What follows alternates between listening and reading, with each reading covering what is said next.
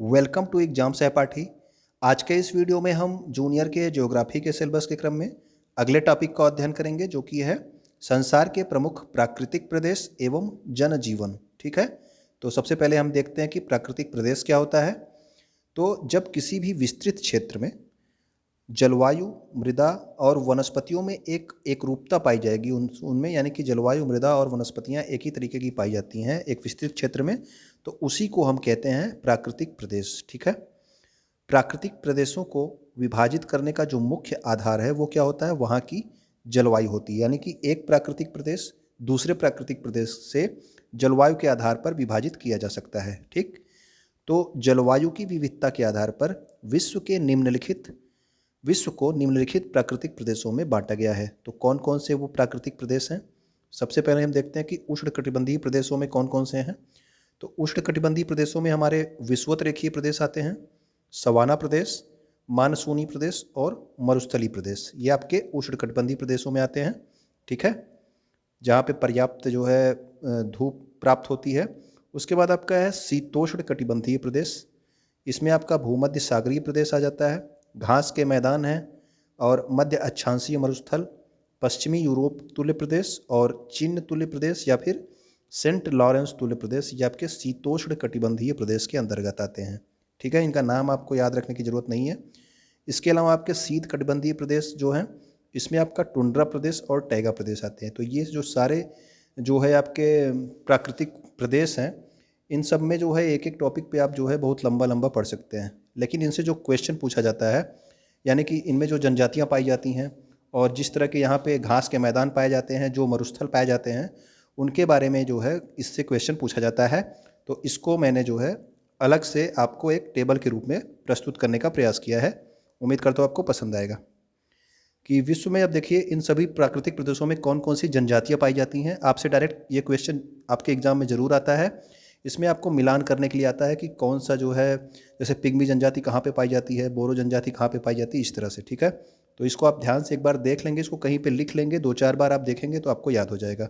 ठीक है, जैसे कि पिग्मी जनजाति है, ये जायरे नदी घाटी या कांगो बेसिन, ठीक है, ये अफ्रीका में पाई जाती है और ये आपके विषुवत रेखीय प्रदेश की जनजाति है। ये आपको याद करने की जरूरत नहीं है, आपसे क्वेश्चन में बस खाली ये पूछा जाएगा कि पिग्मी जो है जनजाति कहाँ पे पाई जाती है।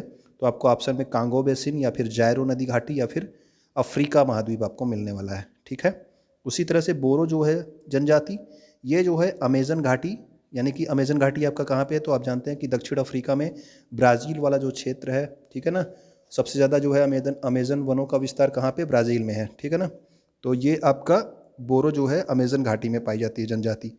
इसके अलावा देखिए एक सेमांग जनजाति है, एक सकाई जनजाति है।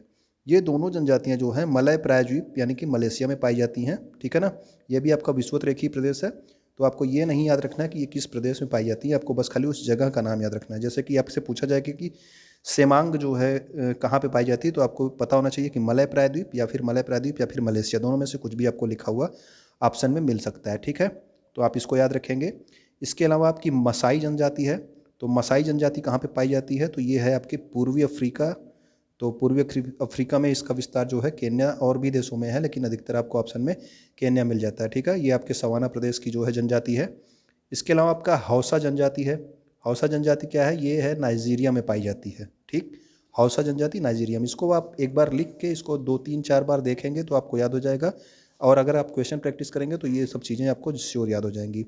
और ये सारे के सारे जनजातियाँ आपसे एग्जाम्स में पहले अलग अलग एग्जाम्स में पूछे जा चुके हैं। ठीक है, बद्दू जनजाति देखिए, ये भी बहुत बार पूछा जाता है। बद्दू जनजाति अरब मरुस्थल में पाई जाती है और अरब मरुस्थल का विस्तार कहाँ पे है, सऊदी अरब में है। ठीक है, तो ये आपका मरुस्थलीय जो है प्राकृतिक प्रदेश हो गया।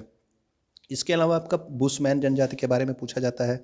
बुशमैन जनजाति जो है ये कालाहारी मरुस्थल में पाया जाता है, या फिर आपको कालाहारी मरुस्थल या फिर कालाहारी मरुस्थल का क्षेत्र क्या क्या है वो भी आपको पता होना चाहिए। बोत्सवाना, नामीबिया, स्वाजीलैंड, ये सब जो है कालाहारी मरुस्थल का क्षेत्र है। तो बुशमैन जनजाति इन सभी क्षेत्रों में पाई जाती है। ठीक, तो अधिकतर आपको ऑप्शन में कालाहारी मरुस्थल मिलता है बुशमैन के लिए। ठीक, तो ये आप याद रखेंगे। एस्किमो, एस्किमो को इनुइट भी कहा जाता है। ये भी आपसे प्रश्न पूछा गया है कि इनुइट क्या है, तो इनुइट क्या है, इनुइट जो है एस्किमो को जो है वहाँ की भाषा में इनुइट भी कहा जाता है। तो ये आपके कनाडा, ग्रीनलैंड वाले क्षेत्र में पाए जाते हैं, यानी कि एस्किमो आपके टुंड्रा प्रदेश में पाए जाते हैं। ठीक है, तो टुंड्रा प्रदेश में जो है, टुंड्रा प्रदेश का विस्तार आपके इधर कनाडा, ग्रीनलैंड, इन सब क्षेत्रों में है, ठीक है ना। तो एस्किमो आपके यहाँ पे पाए जाते हैं। आप लोगों ने बहुत बार पढ़ा होगा कि टुंड्रा प्रदेश के लोग जो है बर्फ़ के घरों में रहते हैं, जिसको बोलते हैं इग्लू, ठीक। उसके अलावा आपका लैप्स जनजाति भी इंपॉर्टेंट है, ये भी आपके टुंड्रा प्रदेश में पाई जाती है। ये आपके फिनलैंड, नॉर्वे, स्वीडन, स्कैंडिनेविया, इन सब जगहों पे पाए जाते हैं, ठीक है। तो लैप्स जनजाति भी आपका अधिकतर आपको ऑप्शन में फिनलैंड मिलता है, ठीक। उसके अलावा याकूत जनजाति कहाँ पे है, तो टुंड्रा प्रदेश के साइबेरिया क्षेत्र में याकूत जो है जनजाति निवास करती है। तो साइबेरिया आपका रूस वाला क्षेत्र है, ठीक है। तो याकूत जनजाति साइबेरिया, इसको मैं एक ही बार पढ़ रहा हूँ, आप इसको कहीं पे लिख लेंगे और उसको 2-3 बार आप जो है 3-4 बार आप ज़रूर इसको देख लेंगे, तभी आपको याद होगा ये। खिरगिज जनजाति जो है ये आपके एशिया के स्टेपी प्रदेश के वासी हैं, या फिर आपको ऑप्शन में मिलेगा मध्य एशिया। तो खिरगिज जो है जनजाति कहाँ पे पाई जाती है, तो मध्य एशिया शीतोष्ण प्राकृतिक प्रदेश के निवासी हैं ये। तो ये जो प्रदेश नीचे लिखा है ये आपको याद करने की जरूरत नहीं है, बस खाली आपको खिरगिज कहाँ पे पाए जाते हैं तो आपको मध्य एशिया याद रखना है, या फिर एशिया के स्टेपी प्रदेश, ठीक। इसके अलावा देखिए ये खिरगिज और कज्जाक, ये दोनों जो है एशिया के स्टेपी प्रदेश के वासी हैं। खिरगिज का बहुत बार पूछा जाता है आपसे, हमेशा अधिकतर खिरगिज ही पूछा जाता है, तो खिरगिज के ऑप्शन में आपको मिलता है मध्य एशिया, ठीक। जुलू जो है ये आपके दक्षिण अफ्रीका में जो है एक जनजाति पाई जाती है। जुलू जो है ये जो है एक भाषा भी बोलते हैं, उसका नाम भी आपका जुलू है, ठीक है ना। तो आपसे क्वेश्चन ये भी पूछा गया है कि जुलू भाषा जो है किस महाद्वीप में बोली जाती है, तो वो अफ्रीका महाद्वीप में बोली जाती है जुलू भाषा, ठीक है। तो ये सीटेट के प्रश्न एग्जाम में क्वेश्चन आ चुके हैं। इसके अलावा आपका बेद्दा जनजाति जो है, बेद्दा जनजाति आपके श्रीलंका में पाई जाती है, ठीक है। बद्दू जनजाति कहाँ पे पाई जाती है, तो बद्दू जनजाति आपके अरब जो है मरुस्थल में पाई जाती है, ठीक है ना। एनु जो है, अब बद्दू अलग है, बेद्दा अलग है, ठीक है ना। एनु जनजाति कहाँ पे पाई जाती है, तो जापान में, ठीक। माओरी जनजाति कहाँ पे पाई जाती है, तो माओरी जनजाति भी आपका न्यूजीलैंड के क्षेत्र में माओरी जनजाति पाई जाती है। इसके अलावा आपका रेड इंडियन है, तो रेड इंडियन आप जानते हैं कहाँ पे पाई जाती है, तो रेड इंडियन आपके उत्तरी अमेरिका का जो तटीय क्षेत्र है वहाँ पे रेड इंडियन जनजाति पाई जाती है। इनके अलावा ब्लैक फुट इंडियन है, तो ब्लैक फुट इंडियन आपकी उत्तरी अमेरिका की ही एक जनजाति है, ठीक। तो ये सब चीज़ें आपको देखने, एक बार लिख के आप ज़रूर रख लेंगे ताकि जो है आपको याद हो सके, ठीक है। इस तरह की क्वेश्चन जो है प्राकृतिक प्रदेशों से पूछे जाते हैं, उसकी थ्योरी आपसे नहीं पूछी जाएगी। जनजातियों के बाद अब हम लोग देखेंगे मरुस्थलीय प्रदेश के बारे में। तो मरुस्थलीय प्रदेश में देखिए कि इसमें मरुस्थल में आप इसको विस्तार कर सकते हैं, उष्णकटिबंधीय मरुस्थल और शीतोष्णकटिबंधीय मरुस्थल में। तो आपसे ये भी क्वेश्चन पूछा जाता है कि कौन सा उष्णकटिबंधीय मरुस्थल है, कौन सा शीतोष्णकटिबंधीय मरुस्थल है, ठीक है। तो आप इसको भी याद रखेंगे। तो उष्णकटिबंधीय मरुस्थल में आपका सहारा आपका है, सहारा का आप जानते हैं कि अफ्रीका महाद्वीप में पाया जाता है, तो अफ्रीका में भी ये उत्तरी अफ्रीका वाले क्षेत्रों में पाया जाता है। और यह विश्व का सबसे बड़ा अध्रुवीय मरुस्थल, यानी कि जो ध्रुवों पर नहीं है, ठीक है ना। ध्रुवों पर जो है बर्फ़ का पूरा विस्तार है, तो ये मरुस्थलों से बड़ा है, इसलिए जो है यहाँ पे आपको इस स्पेशली बोला गया है कि विश्व का सबसे बड़ा अध्रुवीय मरुस्थल क्या है, आपका सहारा मरुस्थल है। इसके अलावा अटाकामा मरुस्थल, ये सभी आपके उष्णकटिबंधीय मरुस्थल हैं, ठीक है ना, जहाँ पे आपकी गर्मी ज़्यादा होती है। अटाकामा मरुस्थल देखिए ये होता है आपके दक्षिण अमेरिका में, ये इसका विस्तार चिली में है, ठीक है ना, उत्तरी चिली में इसका विस्तार है अटाकामा, ठीक है। आपसे ये अटाकामा का आपसे यही पूछा जाता है कि किस जो है महाद्वीप में पाई जाती है, तो दक्षिण अमेरिका में। और यह विश्व का सबसे शुष्क मरुस्थल है, ठीक है ना। तो ये शुष्क मरुस्थल अगर आपसे पूछा जाएगा तो वो कौन सा है, अटाकामा है, ठीक है ना। ये जो अटाकामा है ये पृथ्वी का सर्वाधिक शुष्क क्षेत्र है, ठीक। तो ये आपका जो है अटाकामा जो है क्या हो गया, तो अटाकामा जो है आपका विश्व का सर्वाधिक शुष्क मरुस्थल हो गया, ठीक है। तो ये आप याद रखेंगे। उसके अलावा आपका कालाहारी मरुस्थल, आप जानते हैं कालाहारी मरुस्थल दक्षिण अफ्रीका, अभी आपको ऊपर बताया गया था कि इसका विस्तार बोत्सवाना, नामीबिया, स्वाजीलैंड वाले क्षेत्रों में है, ठीक है। इसके अलावा आपका अरब, अरब में आपका क्या हो गया, अरब में आपका सऊदी अरब आ गया, ठीक है। अरब अरब जो है ये कौन सा, अरब मरुस्थल की बात हो रही है, ठीक है ना। अरब मरुस्थल आपको बताया गया अभी ऊपर, सऊदी अरब, यहाँ पे बद्दू जनजाति पाई जाती है। इसके अलावा देखिए आपका थार, थार आपको पता है कि थार आपके भारत में है, तो भारत और पाकिस्तान वाले क्षेत्रों में पाया जाता है। ये पश्चिमी भारत और दक्षिण पूर्वी पाकिस्तान वाले क्षेत्रों में पाया जाता है। तो भारत में ये दक्षिण एशिया का जो है सबसे बड़ा मरुस्थल है। थार मरुस्थल जो है क्या है, ये दक्षिण एशिया का सबसे बड़ा मरुस्थल। तो अगर दक्षिण एशिया का सबसे बड़ा मरुस्थल पूछा जाएगा तो आपका थार है, ठीक है ना। विश्व का सर्वाधिक जनसंख्या वाला मरुस्थल भी कौन सा है, तो थार है। यानी कि और जो मरुस्थल हैं यहाँ पे ऊपर जो है ये नीचे, यहाँ पे जो है जनसंख्या बहुत कम पाई जाती है, लेकिन थार मरुस्थल में सबसे ज़्यादा जनसंख्या पाई जाती है। तो विश्व का सर्वाधिक जनसंख्या वाला मरुस्थल भी कौन है, आपका थार है। इसके अलावा आपका तकला मकान पूछा जाता है, तो तकला मकान आपके चीन में है, ठीक है ना, आप डायरेक्ट चीन याद रखेंगे, तकला मकान मरुस्थल। और आप ये भी याद रखेंगे ये उष्णकटिबंधीय मरुस्थल है, गर्मी वाला मरुस्थल, ठीक। इसके अलावा आपका ग्रेट विक्टोरिया हमेशा पूछा जाता है, तो great Victoria, Gibson, great Sandy, Simpson, ये सभी जो हैं ये सब आपके ऑस्ट्रेलिया जो है महाद्वीप में पाए जाते हैं, ठीक है ना। तो ऑस्ट्रेलिया में पाए जाएंगे आपके कौन से, great Victoria, Gibson, great Sandy मरुस्थल, सिम्पसन मरुस्थल, ठीक है ना, ये आपके ऑस्ट्रेलिया में पाए जाएंगे। इसके अलावा आप देखेंगे सोनोरान उत्तरी अमेरिका, एरिजोना उत्तरी अमेरिका, और आपका कोलोराडो ये भी उत्तरी अमेरिका, ये आप 3 उत्तरी अमेरिका में याद रखेंगे। अधिकतर आपसे एरिजोना जो है और कोलोराडो पूछ लिया जाता है, तो ये आप तीनों जो है सोनोरान, एरिजोना और कोलोराडो, ये आप याद रखेंगे किस में, तो ये आप याद रखेंगे उत्तरी अमेरिका में, ठीक है ना। अब देखेंगे हम लोग शीतोष्ण कटिबंधीय मरुस्थल। तो अभी तक आप लोग उष्ण कटिबंधीय मरुस्थल देख रहे थे जहाँ पे ज़्यादा गर्मी पड़ती है। अब आप देखेंगे शीतोष्ण कटिबंधीय मरुस्थल। तो आपका ये आपका गोबी है, गोबी जो है उत्तरी चीन और दक्षिणी मंगोलिया वाले क्षेत्र में पाया जाता है। ऑप्शन में आपको चीन भी मिलता है गोबी के लिए, और ऑप्शन में आपको मंगोलिया भी मिलता है ना। ये यहाँ इसका विस्तार चीन और मंगोलिया दोनों क्षेत्रों में है, उत्तरी चीन और दक्षिणी मंगोलिया में, इसलिए जो है गोबी में आपको दोनों ऑप्शन मिल जाते हैं। पेटागोनिया का मरुस्थल कहाँ पे, तो पेटागोनियन का मरुस्थल में आपको हमेशा ऑप्शन में मिलता है अर्जेंटीना, ठीक है। तो अर्जेंटीना कहाँ पे, दक्षिण अमेरिका वाले क्षेत्र में अर्जेंटीना है, ठीक है ना। तो पेटागोनिया मरुस्थल आपके अर्जेंटीना में हो गया। लद्दाख भी एक शीत मरुस्थल है, आप जानते हैं, ये कहाँ पे है, लेह भारत में है, ठीक है। तो ये आपके जो है हो गया शीतोष्ण कटिबंधीय मरुस्थल। हम लोगों ने जनजातियाँ और मरुस्थल ये 2 चीज़ देख लिए। अब हम देखेंगे विश्व के प्रमुख घास के मैदान। घास के मैदानों को भी उष्णकटिबंधीय और शीतोष्णकटिबंधीय घास के मैदानों में विभाजित किया जाता है। तो सबसे पहले हम देखेंगे उष्णकटिबंधीय घास के मैदान।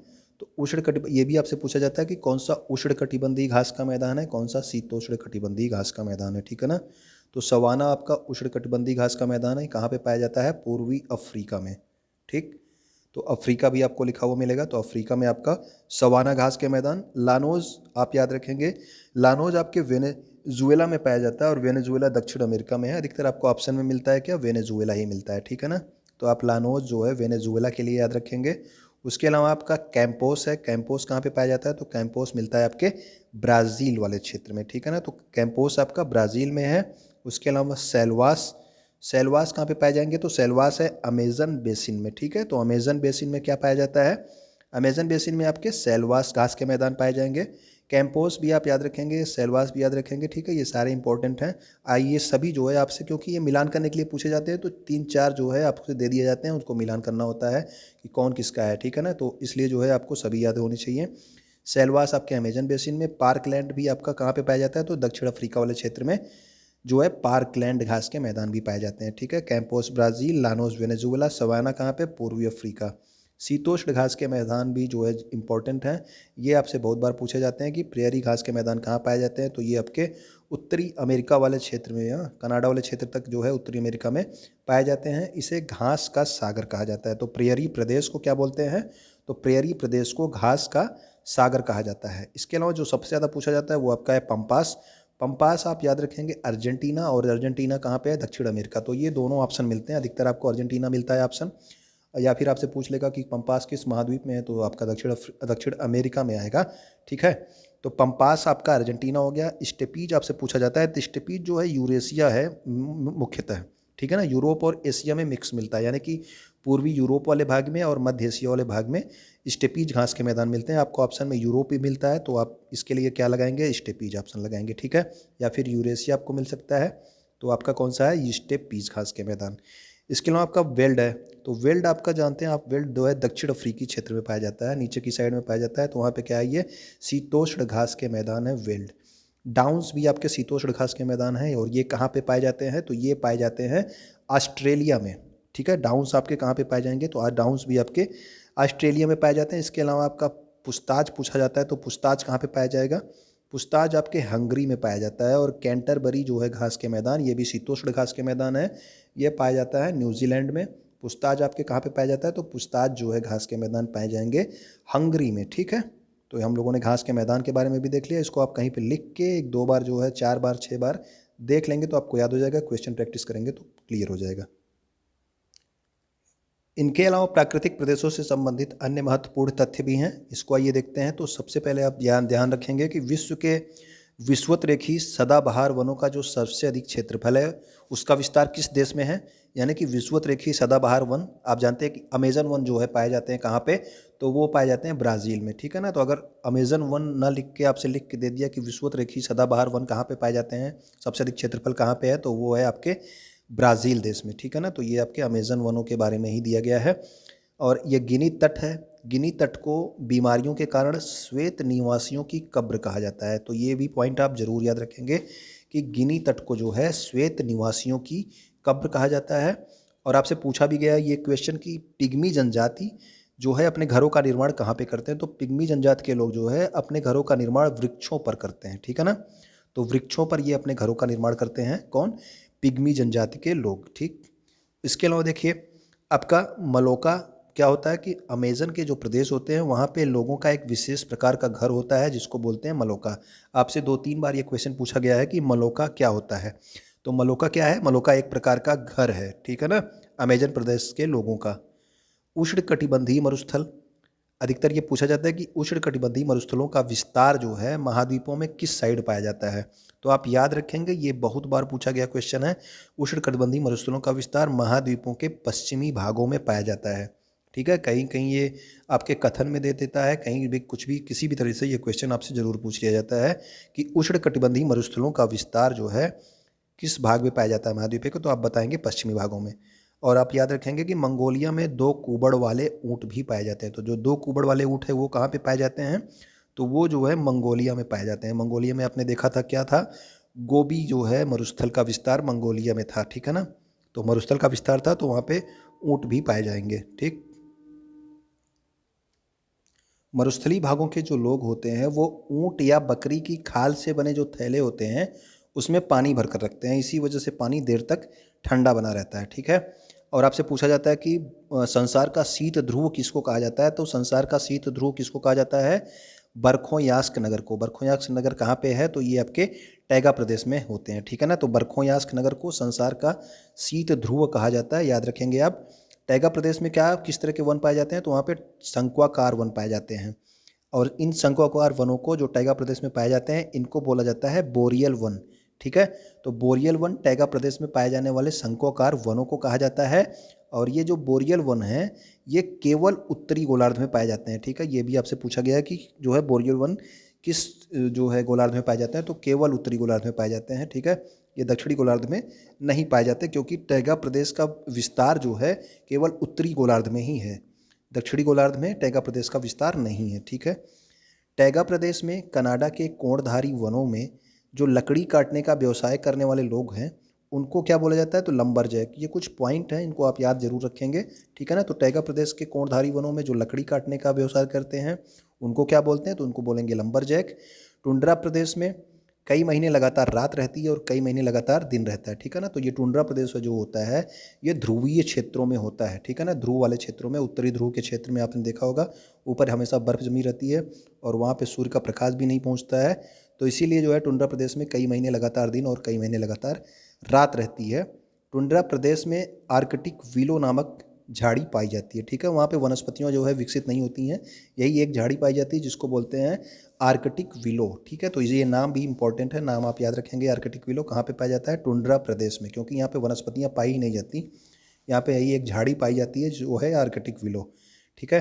टुंड्रा प्रदेश के निवासी घरों बर्फ़ के घरों में निवास करते हैं जिनको बोला जाता है इग्लू, ठीक है। ये आप लोग जानते होंगे, बहुत बार इसको पढ़ा भी होगा। टुंड्रा प्रदेश के लोगों द्वारा उपयोग की जाने वाली नावों को कयाक कहा जाता है। आपसे ये क्वेश्चन पूछा जा चुका है कि कयाक क्या होता है, तो कयाक क्या होता है, तो कयाक होता है टुंड्रा प्रदेश के लोगों द्वारा उपयोग की जाने वाली नाव। इन नावों के द्वारा वो क्या करते हैं, शिकार करते हैं, ठीक है ना। और देखिए यहाँ पे कुछ छूटा हुआ है, आगे देखते हैं कि रॉबर्ट पीरे जो हैं, तो रॉबर्ट पीरे क्या हैं, तो रॉबर्ट पीरे उत्तरी ध्रुव पर पहुंचने वाले सबसे पहले व्यक्ति थे। उत्तरी ध्रुव पर पहुंचने वाले सबसे पहले व्यक्ति रॉबर्ट पीरे, और दक्षिणी ध्रुव पर पहुंचने वाले सबसे पहले व्यक्ति कौन थे, एडमंडसन, ठीक है ना। तो ये जनरल नॉलेज का क्वेश्चन है, इसको भी आप ध्यान रखेंगे क्योंकि आप टुंड्रा प्रदेश पढ़ रहे हैं तो आपको जो है ये पता होना चाहिए। तो रॉबर्ट पीरे उत्तरी ध्रुव पर पहुंचने वाले प्रथम व्यक्ति और एडमंडसन दक्षिणी ध्रुव पर पहुंचने वाले प्रथम व्यक्ति। उत्तरी अमेरिका में पशुओं के लिए जो बाड़े बनाए गए जो बाड़े होते हैं, यानी कि क्या क्या होता है कि उसको जो है घेर कर एक बड़ा सा बाड़ा बना दिया जाता है, उसमें पशुओं को रखा जाता है, ठीक है ना। तो उनको बोला जाता है रैंच। तो ये नाम आप याद रखेंगे कि रैंच क्या होते हैं। तो रैंच जो होते हैं वो पशुओं के लिए बनाए गए बाड़े होते हैं, और पशुओं को चराने वाले जो लोग होते हैं उनको बोलते हैं काऊ बॉय। तो काऊ बॉय जो है आपके उत्तरी अमेरिका में पाए जाते हैं। ये क्या होते हैं, पशुओं को चराने वाले लोग होते हैं। ये पशुओं को हाँक के जो है यहाँ पे आपके शीतोष्ण घास के मैदान आपके पाए जाएंगे, ठीक है ना। तो यहाँ पे इनको बोला जाता है काऊ बॉय। शीतोष्ण घास के मैदान खाद्यान्न उत्पादन और दुग्ध उत्पादन के लिए विश्व प्रसिद्ध हैं। तो ये जो शीतोष्ण घास के मैदान हैं, यहाँ पे खाद्यान्न उत्पादन और दुग्ध उत्पादन के लिए ये आपके विश्व विख्यात हैं। प्रेयरी प्रदेश में सबसे महत्वपूर्ण जंगली भैंसा जिसको बाइसन के नाम से जाना जाता है। तो आपसे ये बाइसन पूछा गया है कि बाइसन क्या होता है। तो बाइसन जो है एक पशु है, ठीक है। तो प्रेयरी प्रदेश में महत्वपूर्ण पशु है, ये एक जंगली भैंसा है जिसको जो है बाइसन के नाम से जाना जाता है। तो बाइसन आपसे पूछा जाएगा क्या है, बाइसन क्या है, एक जो है एक पशु है, ठीक है ना। इसके अलावा देखिए भूमध्य सागरीय प्रदेश जो होते हैं वो फलों के उत्पादन के लिए विश्व प्रसिद्ध है। आपसे अभी दिखाया गया कि शीतोष्ण घास के मैदान जो हैं वो खाद्यान्न उत्पादन और दुग्ध उत्पादन के लिए विश्व प्रसिद्ध हैं। और आपके भूमध्य सागरीय प्रदेश किस लिए प्रसिद्ध हैं, तो रसीले फलों के उत्पादन के लिए जो है ये विश्व प्रसिद्ध हैं, ठीक है। भूमध्य सागरीय रसीले फलों के लिए विश्व प्रसिद्ध हैं। भूमध्य सागरीय प्रदेश में शीतकाल में वर्षा अधिक होती है, ठीक। तो भूमध्य सागरीय प्रदेशों में कब वर्षा होती है, तो शीतकाल के दौरान यहाँ पे वर्षा अधिक होती है। और जो मानसूनी प्रदेश है, मानसूनी प्रदेश में हम लोगों का देश जो है मानसूनी प्रदेश में आता है, क्योंकि यहाँ पर मानसूनी हवाओं की वजह से वर्षा होती है। तो जिन क्षेत्रों में मानसूनी हवाओं की जगह से वर्षा होती है उन्हें मानसूनी प्रदेश कहते हैं, ठीक है। तो भारत भी आपके मानसूनी प्रदेशों में ही आता है। तो मानसूनी प्रदेश विश्व का सबसे पुराना खेतीहर क्षेत्र है, क्योंकि यहाँ पे वर्षाएं भी होती है। और यहाँ की जो कृषि है, मानसूनी प्रदेश की कृषि अधिकतर वर्षा पर ही निर्भर होती है। जब वर्षा नहीं होती तो यहाँ पे सूखा या अकाल पड़ जाता है, ठीक है। और आपसे ये एक पॉइंट पूछा जाता है कि थाईलैंड के वनों में किस रंग के हाथी मिलते हैं, तो ये आपके भूरे रंग के हाथी मिलते हैं, आप याद रखेंगे। और विश्व में सबसे अधिक जनसंख्या घनत्व कहाँ पे पाया जाता है, तो वो गंगा ब्रह्मपुत्र नदी बेसिन के क्षेत्र में पाया जाता है, ठीक है। तो उम्मीद करता हूँ चीज़ें आपको पसंद आई होंगी और चीज़ें समझ में भी आई होंगी। वीडियो देखने के लिए आपका बहुत बहुत धन्यवाद। आप इस वीडियो को लाइक कर देंगे और अपने दोस्तों तक भी ज़रूर शेयर कर देंगे। तो आप इसको 2-4 बार अगर लिख के याद कर लेंगे ऊपर वाली चीज़ें जो आपको टेबल में दी गई हैं, तो आपको वो याद हो जाएंगी, क्योंकि उससे जो है मिलान करने के लिए क्वेश्चन ज़रूर आता है, ठीक है। तो आप इसको ध्यान रखिएगा।